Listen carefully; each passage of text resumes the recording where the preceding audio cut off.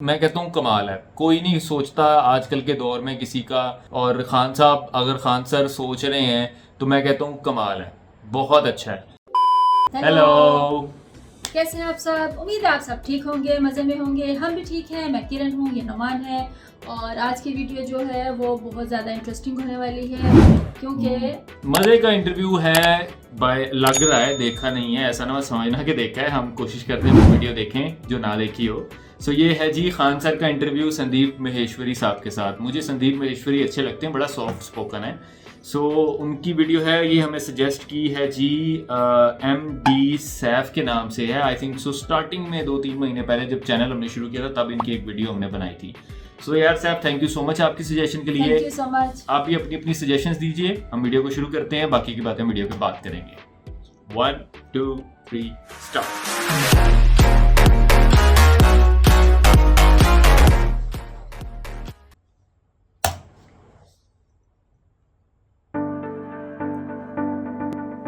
आप में से कितने लोग हैं जो बहुत एक्साइटेड हैं आज के सेशन को लेकर के? तो अब मैं जैसे ही आपको नाम बताऊंगा उनका, जो हमारे आज के गेस्ट हैं, तो आपका जो एक्साइटमेंट लेवल है वो और बढ़ जाएगा। ये बताने से पहले कि गेस्ट कौन है, मैं आपको थोड़ा सा बताता हूं यूट्यूब के बारे में। यूट्यूब में क्या है कि पूरे वर्ल्ड की अगर बात करी जाए तो करोड़ों चैनल्स हैं जो अलग अलग जॉनर्स में हैं, अलग अलग कैटेगरीज में हैं। उसमें से दो बड़ी कैटेगरीज हैं, मोटिवेशन और एजुकेशन। पूरे वर्ल्ड में जो वर्ल्ड का नंबर 1 मोटिवेशन चैनल है वो मेरा है, और जो वर्ल्ड का नंबर 1 एजुकेशन चैनल है किसी इंडिपेंडेंट क्रिएटर का, वो उनका है, जो कि हमारे गेस्ट हैं। उनके 17 मिलियन से ज्यादा सब्सक्राइबर्स हैं। Please give an energetic and warm welcome to the one and only Khan sir.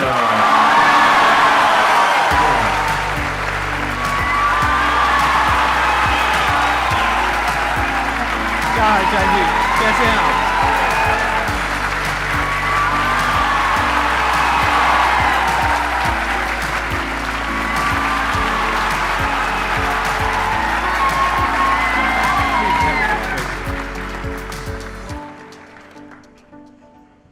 इससे पहले कि ऑडियंस आपसे कुछ पूछे या इंटरेक्ट करे, मेरे माइंड में एक क्वेश्चन है आपके लिए जी। जो बच्चे हैं वो आपके इतने दीवाने क्यों हैं, इतने पागल क्यों हैं आपके पीछे? मतलब मेरे कमेंट सेक्शन में भरा पड़ा था, खान सर कब आएंगे, खान सर कब आएंगे। मतलब ऐसा क्या जादू कर दिया आपने बच्चों के ऊपर? ये सवाल हम आपसे भी पूछते हैं, हमारे पे भी इतना कमेंट आया, इतना मेरे तो ऑफिस में लोग चले आए कि सर कब जा रहे हैं। क्योंकि हम लोग का तो एग्जैक्ट है, वही पढ़ाना है। हाँ। तो देखिए, हम लोग का मेन है कि बच्चों को जो जरूरत रहती है कि अगर लड़का पढ़ने आ रहा है ना, उसके मन में कोई डाउट ना रह जाए। हम उसको कहते हैं कि हम तुम्हें पढ़ा रहे हैं, दम है तो भूल के दिखाओ, याद करके नहीं।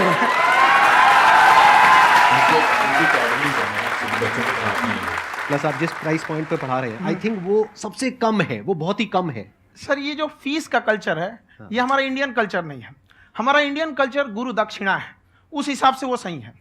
ऑक्सीजन जैसे जिंदगी के लिए जरूरी है, वैसे एजुकेशन जरूरी है। कोई ये नहीं कह सकता है कि पैसे की वजह से वो खान सर के यहाँ से लौट गया। क्या बात है।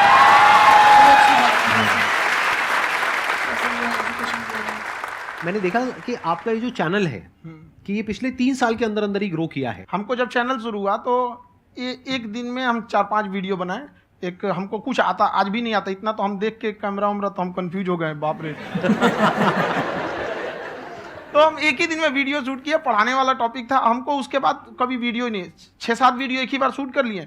और एक जो थे जिनका कैमरा वगैरह था, मेरे पास कैमरे भी नहीं थे उस टाइम, और कैमरा 35,000 का था, तो 6 महीना इसी में लग गया। जो 35,000 इसी में फंस जाएगा। तो उनके कैमरे से शूट किए, उन्होंने कोई चार्ज लिया, उसके बाद हम छोड़ ही दिए। लॉकडाउन लगा, तब हम कहें आप कैसे पढ़ाएंगे। वो तो 1 दिन 2 दिन करते करते अचानक लंबा हो गया। तब हमको याद आया कि ओहो, मेरा एक चैनल भी है वहाँ पे। तो उस समय उस पर लगभग 30,000 सब्सक्राइबर हो चुके थे। तो जैसे लॉकडाउन लगा तो उस पर पढ़ाना चालू किया, और पता नहीं क्या लोगों को पढ़ाई में इतना इंटरेस्ट आ गया कि आपका स्टाइल ऐसा है थोड़ा सा। आप आई थिंक पढ़ाई के साथ साथ में जो बीच बीच में आप थोड़ा बहुत छोड़ते रहते हैं ना, मतलब जो एंटरटेनमेंट चलता रहता है। ये बात हम देखिए, जब हम गुलाम थे ना, तो अंग्रेजों ने एक चाल चला था कि भारत को हम फिजिकली गुलाम रखेंगे 100-200 साल, मेंटली 1000 साल कर देंगे। उन्होंने पढ़ाई का मॉडल चेंज कर दिया। उन्होंने ऐसा डिजाइन किया कि ये टीचर की रिस्पॉन्सिबिलिटी है, वो पढ़ा के चला जाए। टीचर की रिस्पॉन्सिबिलिटी यहाँ खत्म नहीं हो जाती है। पढ़ाना तो कोई भी पढ़ा सकता है, टीचर की इससे बड़ी रिस्पॉन्सिबिलिटी होती है उसे समझाना। वो समझा कि नहीं समझा। अगर लड़का आपके समझाने के बाद डाउट रह गया तो ये आपकी गलती है। लड़का हमसे पूछता है सर इतनी भीड़ है आपके पास, तो कहते सर डाउट कैसे पूछेंगे? हम कह रहे यार तुम्हारा डाउट बचेगा तब ना पूछेगा तुम डाउट यहाँ पे।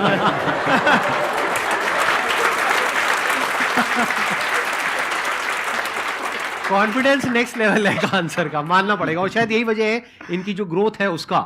किसी ने शायद सपने में भी नहीं सोचा होगा कि पिछले 2 साल के अंदर अंदर जो आपके चैनल की ग्रोथ हुई है, जैसे आप खुद ही बता रहे हैं कि लॉकडाउन के टाइम पे आपके 30,000 के करीब सब्सक्राइबर्स थे, आज की डेट में 17 मिलियन है। और मेरा एक क्वेश्चन और है, इससे पहले कि ऑडियंस में से आपसे कोई क्वेश्चन पूछे, कि कई बार आप ऐसे भी टॉपिक्स टच करते हैं जो थोड़े से कंट्रोवर्शियल हैं या थोड़े से सेंसिटिव हैं, जिसके ऊपर बात करने की हिम्मत आई थिंक बहुत ही कम लोगों में है।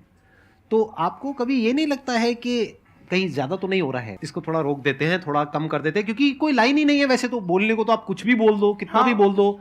हुई है कंट्रोवर्सी बहुत बार। एक्चुअली बचपन से हमको फौज में जाना था, और फौज वालों के लिए ये सब मायने नहीं रखता। उसको करना है मतलब करना है, तुम सामने कुछ भी रहो, डजंट मैटर।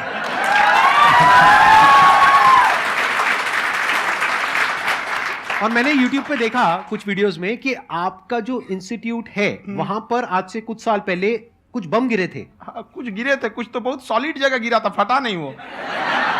मतलब आपके आसपास? हाँ, बम को भी पता है कि टीचर की इज्जत किया जाता है। क्या बात है, क्या बात है। मैं समझ पा रहा हूं कि ये आपके अंदर जो एटीट्यूड है ये कहां से आ रहा है, क्योंकि आप बचपन से ही फौज में जाना चाहते थे, तो आप जंग के मैदान में ही खड़े हैं एक तरीके से। बस फर्क ये है कि आपके हाथ में कलम है, हथियार ना हो करके। हथियार से एक आदमी की जान जा सकती है, हाँ। कलम से बहुत ताकत होता है। शिक्षा एक ऐसा हथियार है ना, हर कुरीतियों से लड़ सकता है, हर तरह की समस्याओं से। और ये एक ऐसा हथियार है, मेटल डिटेक्टर में भी नहीं पकड़ाता है।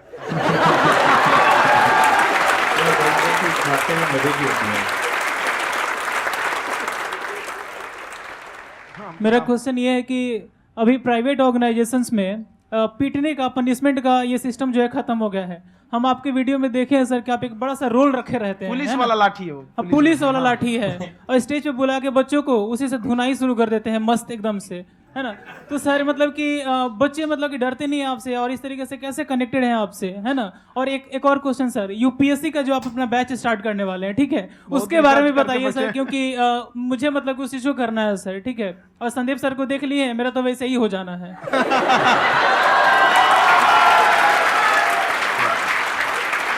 क्या हो जाना है? मेरा पूरा कंप्लीट करो। I'll be an IAS officer next year because I have seen you sir.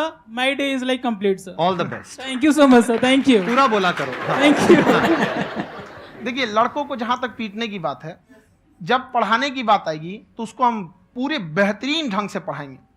लेकिन जब सजा देने की बात आएगी ना, तो वो भी बेहतरीन ढंग से होगा। ऐसा थोड़ी होगा कि बस एक ही चीज बेहतरीन ढंग से होगा। और डर का होना बहुत जरूरी है। ये डर भी अपने आप में एक मोटिवेशन है, क्योंकि जब आपके अंदर एक थोड़ा सा डर रहे ना, तो डर के भागिए मत। एक ऐसा डर जिसको आप लगे कि नहीं नहीं थोड़ा सा और करने की जरूरत है, फिर तो ये हम इसको क्रॉस कर जाएंगे आप। तो लड़कों के अंदर ये डर बनाना भी जरूरी रहता है।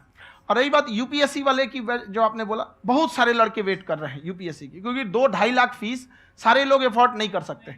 और हमारा वही रहता है, हम तो ज्यादातर हमारे स्टूडेंट देखेंगे तो किसी के रिक्शा वाला, सब्जी वाला, यही लोग, इनको तो 2.5 लाख रुपया, इनके पास पूरी संपत्ति नहीं होती है, फीस कहाँ से भरेंगे वहां पे, उसके बाद रहेंगे कहाँ से। तो ऑल ओवर इंडिया से, कश्मीर से कन्याकुमारी तक, गरीब से गरीब भी लड़का उसको पढ़ सकता है। यही कुछ 1000 रुपये मंथली, 12-14 हजार साल का पड़ेगा, खत्म हो जाएगा इतना में।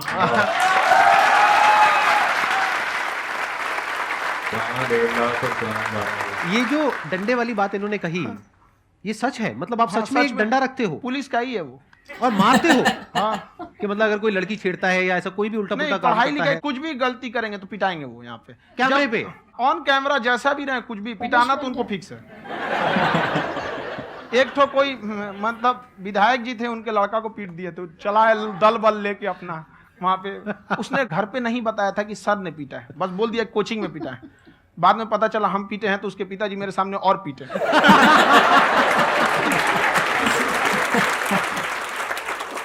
सर आपका सबसे बड़ा डर क्या है, आप दोनों का? फौजी को डरे नहीं लगता है। बाकी अफसर से पूछिए। आज के सेशन से पहले कोई डर नहीं था, लेकिन अब मुझे इनकी डंडे वाली कहानियां सुन करके डर लग रहा है कि कहीं मैंने गलती से कुछ बोल दिया अरे ऐसा और नहीं। इन्होंने कहीं पीछे कुछ रखा हुआ है और यहीं आ करके अगर इन्होंने मेरी पिटाई कर दी तो बहुत बुरा हो जाएगा, तो इसलिए हमको थोड़ा डर लग रहा है।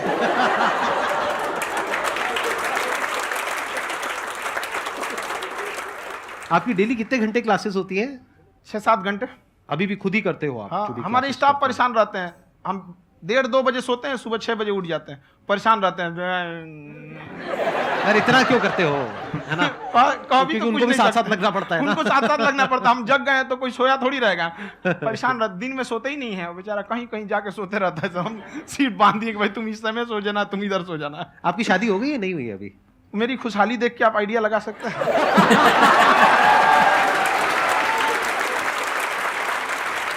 मतलब नहीं हुई। First of all I would like to say sir thank you so much to you and to your team कि आपने मुझे यहाँ आने का मौका दिया। एंड सर अब तक मैंने आपको सिर्फ फ़ोन या लैपटॉप में ही देखा है दोनों को, आज फर्स्ट टाइम लाइव देख रही हूँ तो बहुत अच्छा लग रहा है। तो मेरा क्वेश्चन ये है सर आपसे, जब हम लाइफ में कोई डिसीज़न लेते हैं कि हमें ये पर्टिकुलर चीज़ करनी है, और क्योंकि हम डिसीज़न लेते हैं तो हमारी आदत है कि पहले हम 4 लोगों से पूछते हैं कि तू बता तेरी क्या राय है, तू बता तेरी क्या राय है। तो उनमें से अगर कोई हमें कह देता है कि ये बेकार डिसीज़न है मत कर, तो हमारा माइंड कहीं ना कहीं डाइवर्ट होने लगता है और उसकी वजह से हम अपना डिसीज़न चेंज कर देते हैं। तो मेरा क्वेश्चन ये है कि कैसे हम अपने डिसीज़न पे स्टिक रहे, कैसे हम जो दूसरे के ओपिनियन है उनको अफेक्ट ना होने दें अपने ऊपर। दूसरे से सलाह लेने से पहले एक बार खुद उस पर रिसर्च कर लेना चाहिए, ताकि आप सामने वाला क्या सलाह दे रहा है आपको समझ में आना चाहिए। हाँ जी, बिल्कुल। ऐसा नहीं है कि कई बार ऐसे होते हैं कि दूसरे वाले को एक्सपीरियंस होता है, तो अगर आपको पहले से आइडिया है, उसके बारे में आप बेहतरीन ढंग से रिसर्च किए हैं कि क्या इसमें प्लस पॉइंट है, क्या निगेटिव है, उसके बाद आप किसी से सलाह लेने जाइए। ये नहीं कि मन में आया सीधा बताओ, गड़बड़ा जाएगा वो तुम्हारा। वैलिड पॉइंट है। पहले आपको R&D पहले करना अपना पड़ता भी पता है, होना समझा कि चाहिए नहीं? और जिंदगी हो या गाड़ी, जीतेगा वही जो टाइम पे गियर चेंज कर रहा है। तो डिसीजन चेंज करना बहुत ज्यादा गलत नहीं है। इन्होंने बहुत अच्छी बात कही है और मैं इसी बात में थोड़ा सा और ऐड ऑन करूंगा कि ये जो आपने कहा ना कि अपने डिसीजन पे स्टिक कैसे रहें, ये कोई अच्छी क्वालिटी नहीं है, क्योंकि टाइम टू टाइम आपको अपने डिसीजंस को चेंज करना होता Change है। करना जैसे आपने पड़ता है। 4 लोगों से डिस्कस किया, कोई इंसान कुछ पॉजिटिव बोल रहा है, कोई नेगेटिव बोल रहा है, उससे फर्क नहीं पड़ना चाहिए। डिपेंड ये करता है कि वो जो बोल रहा है उसका बेसिस क्या है, क्या वो किसी नॉलेज या एक्सपीरियंस के बेस पे बोल रहा है या ऐसे ही कुछ भी बोल रहा है। ऐसे ही बोल रहा है तो फिर उसकी बात पे ध्यान क्यों देना है? अगर किसी नॉलेज या एक्सपीरियंस के बेस पे बोल रहा है, फिर चाहे वो पॉजिटिव बोल रहा है चाहे नेगेटिव बोल रहा है, दोनों ही मायने रखता है। उसके बाद में रिसर्च करनी है और फिर रिसर्च करने के बाद में फाइनल डिसीजन अपना खुद का होना चाहिए। अब वो डिसीजन उससे अलग भी हो सकता है जो आपने पहले लिया था, और वो सेम भी हो जैसा सकता है। भी हो सकता है। बिल्कुल। सर मेरा क्वेश्चन दोनों से है आपसे, how to deal procrastination and laziness. हमारा ब्रेन है ना, ये बहुत आलसी टाइप का है, इसको आराम खोजना पसंद है। अब थोड़ा सा भी अब इसको आराम की ओर लेके चले गए ना तो फिर उधर ही रहेगा। अब सोचेंगे 10 मिनट आराम कर लेते हैं ना, तो 10 मिनट 2 घंटा बना देगा। उसको टॉर्चर कीजिए, चल 10 मिनट बाद में। उसको आप उस पर हावी मत, वो कह रहा है कि हमको आराम चाहिए, आपको हाँ आराम मिलेगा, पहले काम फिर मिलेगा आराम। तो आप उसके हिसाब से मत चल। आपका मन कर रहा है थोड़ा सा देख लेते हैं, कोई नोटिफिकेशन आया, आप कोई काम कर रहे हैं, क्यों पहले काम कर लीजिए, बाद में देखिएगा ना नोटिफिकेशन। आप हावी मत होने दीजिए यहाँ पे। अगर आप 5 मिनट भी थोड़ा सा लूज पड़े ना, थोड़ा सा कमर सीधा कर लेते हैं, 2 घंटा बर्बाद कर दिया आपको। हावी मत होने दीजिएगा उसको अपने ऊपर। प्रोक्रेस्टिनेशन को तोड़ने का एक ही तरीका है, सबसे छोटे लेवल पे ले जा करके उस गोल को तोड़ दो। यानी वो गोल बहुत बड़ा है, उसको ब्रेक डाउन करो, उसके सबसे पहले स्टेप पे आ जाओ कि उसको अचीव करने का सबसे पहला स्टेप क्या है। जैसे गाड़ी चलाना सीखना है, उसका सबसे पहला स्टेप क्या है। अगर घर में कोई नहीं है सिखाने वाला या सिखाने वाली, तो बाहर जा करके जो गाड़ी का ड्राइविंग स्कूल है उधर जा करके पैसे दे दो। अब फंस गए ना तो फंसा दो अपने आप को। दिमाग ये लगाओ कि अपने आप को कैसे फंसाया जाए। जब हम फंस जाते हैं ना तो फिर हमको वो फिर काम उसकी करना ही solution पड़ता मिल जाता है। Then there is no looking back. जब तक आप सोच रहे हो तब तक सोच रहे हो, उसको बोलते हैं पैरालिसिस ऑफ एनालिसिस, कि आप सोचते चले जा रहे हो अपने माइंड में, मैं ये करूंगा वो करूंगा वो करूंगा वो करूंगा, और प्रोक्रेस्टिनेट हो रहा है, वो चीज टलती चली जा रही है। तो उसको छोटे से छोटे लेवल पे ब्रेक डाउन करके उसको कर दो, दैट इज नंबर 1। और जैसे ही करना शुरू करते हो, कोशिश करो कि उसको जब तक कि आप सही से नहीं कर लेते हो उसको छोड़ना नहीं है, तो आपकी लेजीनेस भी खत्म हो जाएगी। कई लोगों को तो हमने देखा है, जो सप्ताह में कुछ भी नहीं करता वो भी संडे को आराम कर रहा है।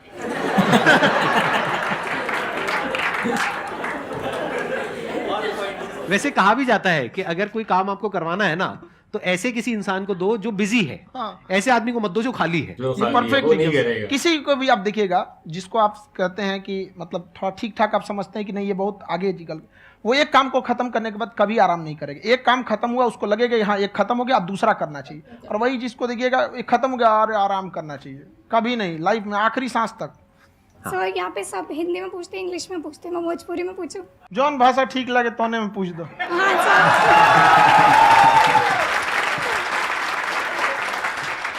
सर ये पूछे के चाहते नहीं कि जैसे हमने क्या पढ़ाई करी नहीं सर, तो कभी कभी डेली टारगेट्स जो होला वो कंप्लीट ना होला, अगर टारगेट्स कंप्लीट भी होला तो फिर ऐसा इरिटेशन या फिर वो एंजाइटी या फिर जो और करना है या फिर अभी नहीं हुआ वो चीज़ हमेशा रहेला, तो वो कम कैसे करल जाए?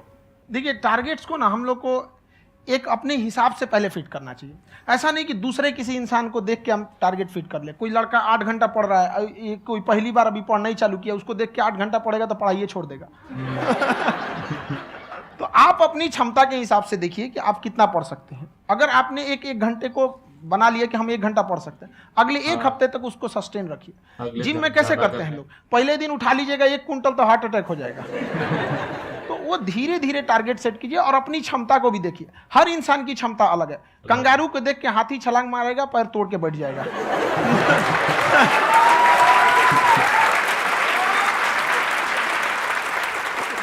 अब संदीप सर का मोटिवेशन देख के इसका मतलब क्या कि ट्रेन के आगे खड़ा हो जाएंगे, ढकेल देंगे तुमको। हालांकि ऐसा कर देते हैं, लेकिन ऐसा करिएगा लोग नहीं, क्षमता पता होना चाहिए। बड़ा क्यूट स्टाइल है आपके अंदर एंजाइटी हो रही है कि मैंने कर तो लिया है, आप ये नहीं कह रहे कि मैंने कुछ भी नहीं किया है फिर मेरे को एंजाइटी हो रही है, आप ये कह रहे हो मैंने काफी कुछ कर लिया है फिर भी एंजाइटी हो रही है कि कहीं कुछ छूट तो नहीं गया है। तो बेसिकली आपको ये देखना है कि अगर आपके अंदर ये एंजाइटी हो रही है, that means you are a very good student, आप एक अच्छे स्टूडेंट हो। क्यों? क्योंकि बहुत सारे स्टूडेंट्स तो ऐसे हैं उनको पढ़ने के नाम से एंजाइटी होती है। हो गया। तो आपको एंजाइटी हो रही है कि मैंने पढ़ लिया, दिन में मानो 8 घंटे का आपने टारगेट सेट किया और 6 घंटे पढ़ लिया, या मान लो 8 घंटे भी पढ़ लिया, फिर भी एंजाइटी हो रही है कि मैंने 10 घंटे नहीं पढ़ा। तो ये तो अच्छी क्वालिटी है ना, ये तो एक ब्रिलियंट स्टूडेंट की क्वालिटी है, क्योंकि एंजाइटी उसी को होती है जो केयर करता है, जिसको परवाह है, उसी की तो एंजाइटी होती है। जैसे माँ को अपने बच्चे की, जैसे एक माँ को अपने बच्चे के, जैसे एक माँ को अपने बच्चे को लेकर के एंजाइटी होती है। हंस लो मजाक उड़ा लो मेरा। हो जाता कोई बात नहीं, एडिट कर देंगे इसको हम। हाँ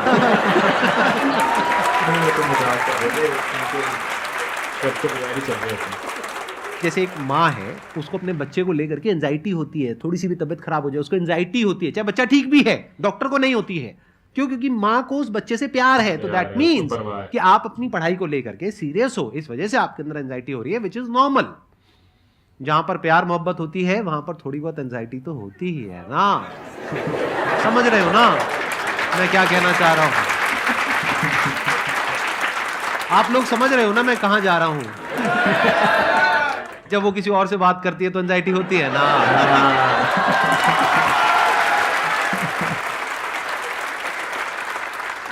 सर आपकी स्टोरी हमने सुनी थी, तो एक टाइम आया था जब आप गंगा किनारे जाके बैठ गए थे, उस समय आपको कुछ समझ नहीं आ रहा था, तो उस समय मतलब आपने ये डिसीजन कैसे लिया कि अब आगे नहीं, यहाँ से वापस जाना है? रास्ता ही नहीं था। घर जाने के लिए एटलीस्ट 90 रुपए चाहिए थे, जेब में 40 रुपए थे, कैसे घर जाते हैं? और हम गंगा के किनारे चुपचाप बैठे बैठे हम कहें कि अब बहुत टेंशन हो गया, अब घर जाना चाहिए। रूम पे तो किराए के रूम पे ही आदमी सारे लोग रहते, गए वहाँ पे तो रूम लॉक हो गया था। तुम खटखटाए तो ऊपर से गुस्सा से बोले जो ऑनर थे, क्या टाइम हो गया है? तुम कहीं 9-10 बज रहा होगा, घड़ी देखिए तो 2 बज रहा था रात का, 2-2:30 बज गया था वहाँ। टेंशन में आप तो होता है, कई बार ऐसा समय आएगा कि लगेगा जैसे अब कुछ नहीं हो सकता है, तो इससे घबराना नहीं है। कभी कभी गुच्छे की आखिरी चाबी भी ताला खोल देती है। जो बातें आपने बताई कि घर में प्रॉब्लम्स ये तो बहुत लोगों ने फेस करी वहाँ पर, आप अकेले नहीं है, बहुत लोगों ने ये प्रॉब्लम्स फेस करी, बहुत तरह की प्रॉब्लम्स देखी, बहुत तरह की स्ट्रगल्स देखी, लेकिन वो सब इतने कामयाब नहीं हो पाए जितने कि आप हुए। तो आपके अंदर ऐसा कुछ ना कुछ है जो औरों के अंदर नहीं है, तो वो मैं जानना चाह रहा हूँ कि वो ऐसा क्या था जहां से कि आपका दिमाग यहां तक सोच पा रहा है कि मैं पूरे इंडिया में इतने बड़े लेवल का चेंज लेकर के आ सकता हूं, एजुकेशन फील्ड में रेवोल्यूशन लेकर के आ सकता हूं। ये सोचना ही बहुत लोगों के बस का नहीं है। मेरी एक खुद की थिंकिंग, अगर हमको कोई 100 रुपए किसी काम के लिए दिया, हम सबसे यही कहते हैं, तो हम कोशिश करते हैं उसे 200 का रिटर्न दे। अगर कोई हमसे 200 रुपया फीस दे रहा है, 250 दे रहा है, तो हम उसको ये कोशिश करते हैं कि तुम्हें ऐसा लगे कि नहीं भैया हमने 10-20 हज़ार का पढ़ लिया यहाँ पर, वो ईमानदारी से कभी कमी नहीं। और हमेशा अगर हम प्रॉमिस एक्स का करते हैं तो डिलीवर 4x करना चाहते हैं। ध्यान से सुनना और ध्यान से समझना इस फर्क को, अगर आप समझ पाए तो बहुत आगे जाओगे लाइफ में। एक वो होते हैं जो ये सोचते हैं कि हमें सब कुछ मिल जाए, हमें कुछ भी करना ना पड़े। दूसरी कैटेगरी होती है लोगों की जिनको जितना मिलता है उसमें भी चोरी चकारी करते हैं या कोशिश करते हैं कि उससे कम दे सामने वाले को जितना कि हमें मिल रहा है। तीसरी कैटेगरी होती है लोगों की जो इनके जैसे लोग होते हैं, वो क्या करते हैं, वो ये सोचते हैं कि अगर मैंने किसी से 1 रुपए भी लिया, देखा जाए तो 200-250 रुपए कुछ भी नहीं होता है, 200-250 रुपए अगर मैंने लिया तो कैसे उसको 400 रुपए की वैल्यू दूं। ये जो थिंकिंग है ना, यही एक फर्क होता है एक ऐसे इंसान में जो बहुत आगे निकल जाता है और उस इंसान में जो मीडियोकर रह जाता है। आप अपने आप को अपने आप के ऊपर समय दीजिए, उसको डेवलप कीजिए। जब आप अपने आप के ऊपर खर्च करते हैं तो आने वाले समय में लोग गूगल पे आपको सर्च करते हैं। क्या बात है सर, ये आपने अभी बनाया है या ये कोई पुराना आपका वो है? बनते रहता है इसे फ्लो में बन जाता है। आपके अंदर ना सर एक कवि छुपा हुआ है कहीं ना कहीं, तो बाहर आना चाहता है। कभी ना कभी आपने सोचा होगा कुछ? हाँ, कभी कभी देखिए, एक चीज है, संगत का बहुत अच्छा असर पड़ता है। ये चीज को हमेशा, संगति का मतलब लोग हल्के में ले लेते हैं। संगति का मतलब होता है संग संग गति। तो अच्छे लोग के साथ रहेंगे तो संग संग अच्छी गति होती जाएगी, खराब में रहेंगे तो ये भी होता है।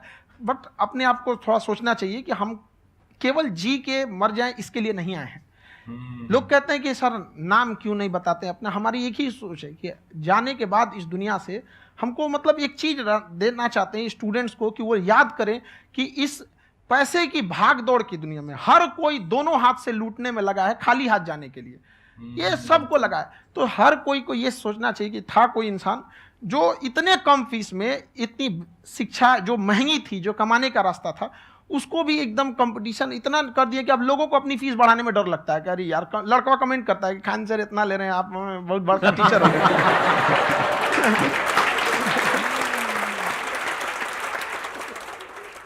खान सर की एक क्लिप है, ये समय और समझदारी में बहुत फ़र्क होता है।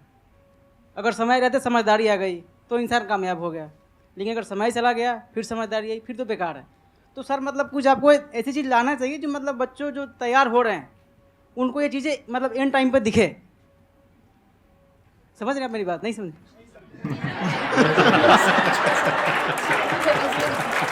इसीलिए यही होता है सर का मोटिवेशन ज्यादा हो जाता है।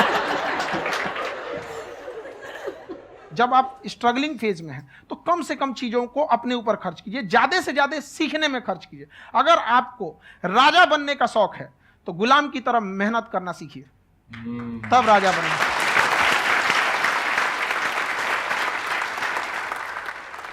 ये दुख, ये दर्द, ये सब तेरे अंदर है। तू अपने बनाए इस पिंजड़े से बाहर निकल के देख, तू अपने आप में एक सिकंदर है।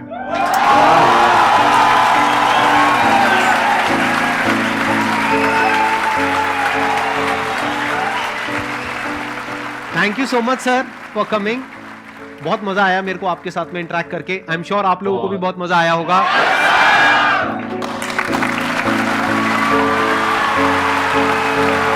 थैंक यू सो मच जी।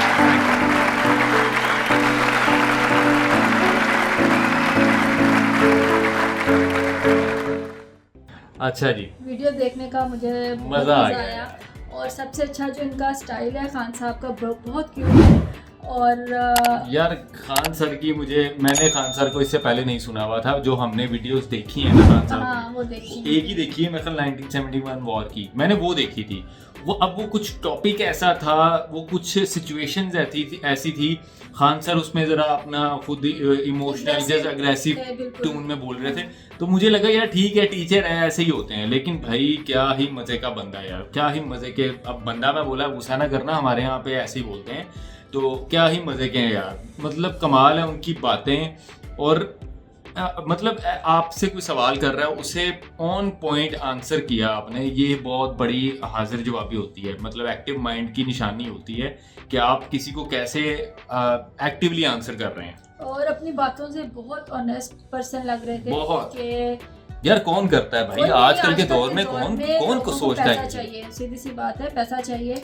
और ये विदाउट आई थिंक फीस लेते फीस हैं, लेकिन मतलब बहुत मिनिमम लेते हैं। वही वो उस वीडियो में कह रहे थे कि हमारे यहाँ पे ना गुरु दक्षिणा चलती है, और गुरु दक्षिणा ये नहीं होती जो मांग के लिए जाए, जो आपको अपनी हाँ खुशी से कोई जो स्टूडेंट है वो अपनी मर्जी से जो भी गुरु दक्षिणा दे रहा है यानी फीस दे रहा है तो वो एक्सेप्ट हो जाती है। तो खान साहब तो ये कर रहे हैं, तो मैं कहता हूँ भाई कोई नहीं करता, क्योंकि स्टडीज करना आजकल के दौर में बहुत Easy है ही नहीं है। मुश्किल काम है, क्योंकि बहुत ज्यादा एक्सपेंसिव है स्टडीज, बहुत। एटलीस्ट पाकिस्तान में तो बहुत महंगी अब है। वो देख लो ना, वो जो कह रहे थे कि खान साहब एक रिक्शे वाला कहाँ से 1.5 लाख भरेगा, अब 1.5 लाख का काम वो 12,000 में कर रहे 12,000 में कर रहे हैं। हैं। तो वो मैं कहता हूँ कमाल है, कोई नहीं सोचता आजकल के दौर में किसी का। और खान साहब अगर खान सर सोच रहे हैं तो मैं कहता हूँ कमाल है, बहुत अच्छा है। ऊपर से उनकी बातें इतना सॉफ्ट, उनका लहजा जो बोलते हैं, जो उनकी वॉइस है, उनका स्टाइल है बोलने का, कमाल है, बहुत अच्छा स्टाइल है उनका। मैं देखूंगा इनकी और भी वीडियोस हम देखेंगे। ये अभी जो सजेशन दी थी हमें यार, थैंक यू सो मच भाई। सो सैफ भाई यार थैंक यू, आपने हमें इस वीडियो के लिए सजेस्ट किया। और आप लोग को अगर पहली दफ़ा वीडियो देख रहे हैं, अमूमन तो वैसे सब ने देखी होगी, खान सर के नाम से सारे वीडियो देखते हैं, हमने भी बनाई हुई हैं, एक वीडियो बनाई हुई है। तो बहुत से लोगों ने उस पर खान सर की तारीफ़ की, बहुत से कमेंट आए हमें कि खान सर की और वीडियोस पे बनाई जाएं। तो यार थैंक यू सो मच, सबको बहुत बहुत शुक्रिया। हाँ आपको ये वीडियो कैसी लगी बता दीजिएगा। आपसे मिलते हैं एक नई वीडियो में। Till then be happy, take care, bye bye. Bye.